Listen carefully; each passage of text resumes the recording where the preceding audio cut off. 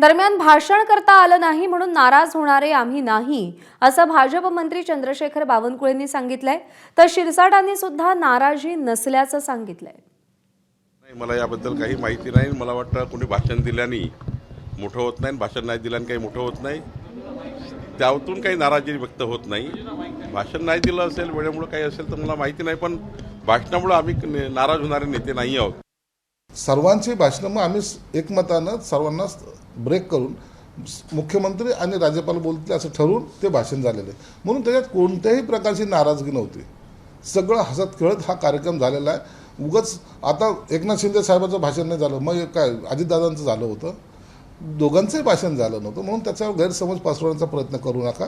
असा कोणताही गैरसमज त्या दोघांमध्ये पण नाही आणि आमच्यामध्ये पण नाही। एबीपी माझा, उघडा डोळे बघा नीट।